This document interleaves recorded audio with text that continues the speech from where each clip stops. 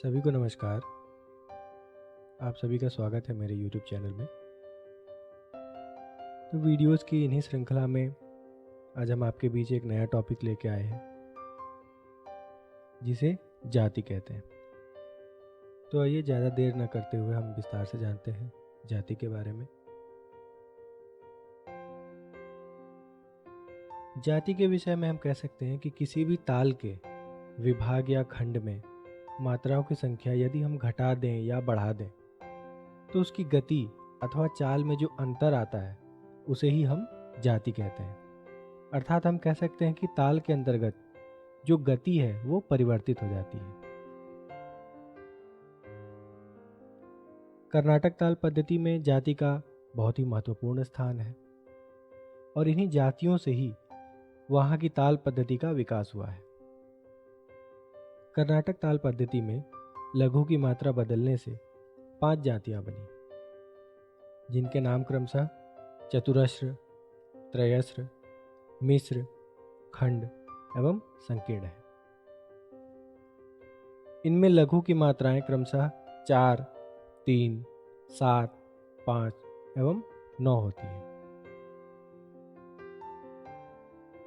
इन्हीं के आधार पर कर्नाटक की 35 तालों की रचना हुई। ये जातियां जो हैं वो 3, 4, 5, 7, 9 छोटी संख्या से लेकर बड़ी संख्या तक के क्रम में न होकर 4, 3, 7, 5 एवं 9 के क्रम में कहने का कारण ये है कि हमारे प्राचीन ग्रंथ नाट्य शास्त्र में सबसे पहले चतुरस्र एवं त्रयस्र जाति का वर्णन मिला। इस आधार पर हम कह सकते हैं कि जाति में सबसे पहले चतुरस्र जाति एवं त्रयस्र जाति का वर्णन मिला। इन्हीं जातियों के संयोग से अन्य जातियों का निर्माण हुआ। तो आइए हम इसके बारे में जानते हैं किस तरह से अलग अलग जातियां बनी।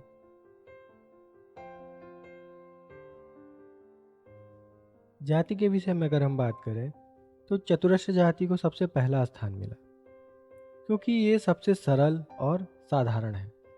इसके बाद त्रयस्र जाति को स्थान मिला। यानी हम इस आधार पर कह सकते हैं कि प्राचीन समय में जो ताल थी उनके हिसाब से ये 2 जातियां ही पर्याप्त मत थी, पर बाद में समय बदलने के अनुसार अन्य तालों की जरूरत पड़ी, उन तालों के साथ अन्य जातियों की जरूरत पड़ी। इस आधार पर विद्वानों ने इन्हीं 2 जातियों के संयोग से अन्य जातियों का निर्माण किया। जैसे चतुरस्र जाति एवं त्रयस्र जाति, जिनकी मात्रा संख्या 4 एवं 3 है, इन दोनों को आपस में जोड़ दिया एवं इनसे प्राप्त मात्रा 7 मात्रा को ही मिश्र जाति का नाम दिया।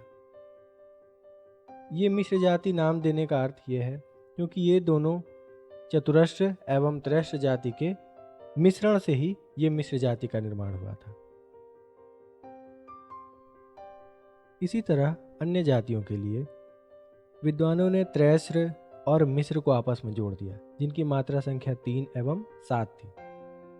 इन्हें जोड़ने के बाद 10 मात्रा प्राप्त हुई और विद्वानों ने इसका खंडन कर दिया, यानी इसे 2 भागों में बांट दिया, तो हमें 5-5 मात्राएं प्राप्त हो गई। इस तरह से विद्वानों ने इसके एक खंड को लिया जिसकी मात्रा 5 मानी गई और इसे खंड जाति का नाम दिया।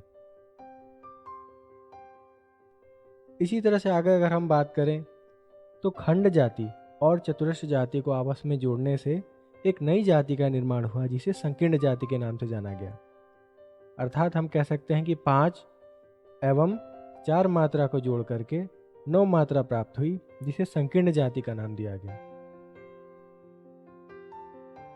अर्थात हमें 5 जातियां इस तरह से प्राप्त हुई: चतुरस्र, त्रयस्र, मिश्र, खंड एवं संकीर्ण, जिनकी मात्रा संख्या 4, 3, 7, 5 एवं 9 मात्राएं। इन्हीं 5 जातियों के अनुसार लघु के 5 भेद होते हैं। तो आइए सबसे पहले हम बात करते हैं चतुरस्र जाति की। तो जिन तालों में 4-4 मात्राओं के खंड होते हैं उन्हें चतुरस्र जाति का ताल कहते हैं। जैसे 3 ताल, तिलवाड़ा ताल, पंजाबी ताल, धुमाली ताल, कहरवा ताल इत्यादि। और 4 से विभाजित होने वाली लय अर्थात बराबर, जिसे ठाहवी लय कहते हैं, दुगुन, चौगुन, अठगुन, 16 गुन या आधी, चौथाई, आठवीं, 16वीं मात्रा हो तो उन्हें भी चतुरस्र जाति ही मानी जाएगी। इसी तरह हम अगर त्रैस्र जाति की बात करें तो जिन तालों के खंड 3-3 मात्राओं के होते हैं उन्हें त्रैस्र जाति के ताल कहते हैं, जैसे दादरा, खिमटा आदि। और इन्हें 3 से विभाजित होने वाली ताल अर्थात पौने, ड्योढ़ी, तिगुनी, 6 गुनी अथवा 12 गुनी, ये सब त्रैस्र जाति की लयकारियां हैं। आगे अगर हम मिश्र जाति की बात करें तो चतुरस्र और त्रैस्र को जोड़ने से मिश्र जाति बनी। अतः झुमरा, आड़ा चौताल, दीपचंदी, रूपक आदि मिश्र जाति के ताल हैं। और 7 से विभाजित होने वाली अर्थात पौने 2 गुनी, 3.5 गुनी, 7 गुनी, 14 गुनी आदि लय के प्रकार मिश्र जाति में आते हैं। ऐसे ही अगर हम बात करें खंड जाति की तो मिश्र तथा त्रैस्र को जोड़ने से 10 बनता है और उसका जब 2 भाग करते हैं अर्थात 5 मात्रे का एक खंड होने से ही खंड जाति बनती है। अतः झप ताल, सुलताल आदि खंड जाति के ताल हैं। और 1.25 गुनी, 2.5 गुनी, 5 गुनी, 10 गुनी लय के प्रकार खंड जाति में आते हैं। अब हम बात करेंगे अंतिम संकीर्ण जाति की। तो खंड और चतुरस्र को जोड़ने पर संकीर्ण जाति बनती है। अतः मत ताल, लक्ष्मी ताल आदि संकीर्ण जाति के ताल हैं। और 2.25 गुनी, 4.5 गुनी और 9 गुनी ये संकीर्ण जाति की लय कहलाती हैं। तो इस आधार पर हम जाति को जान सकते हैं कि जाति क्या होती है, उसका हमारे संगीत में यूज़ क्या है। उम्मीद है इस वीडियो से आपको जाति समझ में आई होगी। आगे और भी ढेर सारे वीडियोस के लिए इस वीडियो को लाइक करें, सब्सक्राइब करें, शेयर करें और अपना प्यार इसी तरह से बनाए रखें। धन्यवाद।